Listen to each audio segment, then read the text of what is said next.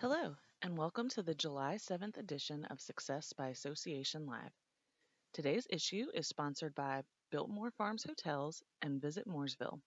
We thank them for their continued support of AENC.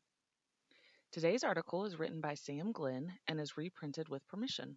The article is titled, Stop Calling It Keynote Speech and Start Calling It Show. Imagine you're attending a conference. It's been a long 3 days with training, networking, general sessions, trade shows, and balancing work back home. You are tired and ready to head back home, but there is the closing general session. Someone says this to you: Hey, are you excited for the closing keynote speech? What if we altered that perspective a little and they rephrased it? Hey, are you excited and sticking around for the closing show? I hear it's supposed to be incredible. In the first example, it seems like something you do to meet the agenda requirements. It lacks energy and excitement. If you leave early, you don't really feel bad or like you're missing anything. However, the second example rouses thoughts of curiosity and excitement. In nearly 3 decades of giving opening and closing speeches at meetings and events, here is my observation.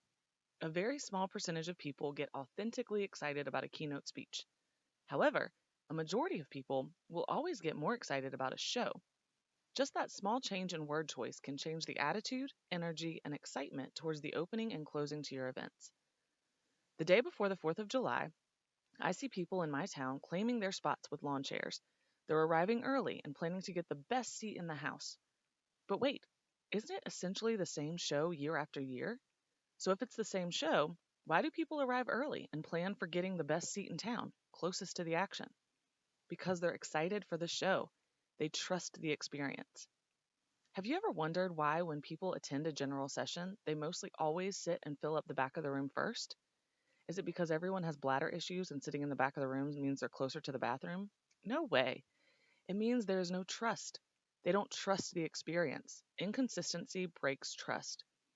When you buy tickets to a sporting event or concert, do you look for tickets that are the farthest away from the action? No, you look to see how close you can get that fits within your budget, right? And why is that? Because you trust the experience to be worth it.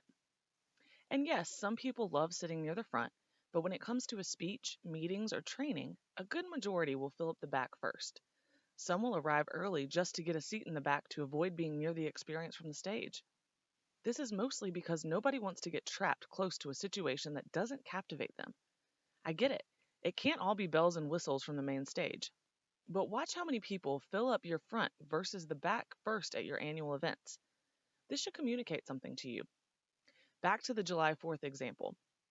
When people arrive early to get seats closest to the action, it's because they trust the experience will be worth it. So what if you applied this same concept to your meetings and events? What if instead of calling it an opening keynote or closing keynote, you retitled it the opening show or the closing show? And here is one other interesting perspective on the 4th of July example.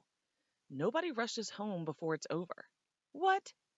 Yes, people actually look forward to the grand finale. Nobody says, well, we need to leave early to beat traffic. No way. Everyone will endure crazy traffic and extra mosquito bites just to experience the grand finale, which again is essentially the same show as prior years. Why is that? They trust the experience. It doesn't happen overnight. It takes time to build or rebuild trust so your attendees get super excited about the start of the event and the closing.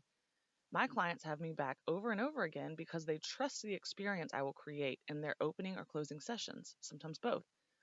However, they also listen to the feedback of the audience. Over 89% of my clients have this policy: one and done. That means they have a speaker once and move on to something new.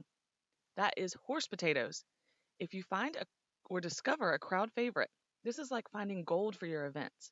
You can leverage your crowd favorites to build more excitement, engagement, increase registration, or boost early registration.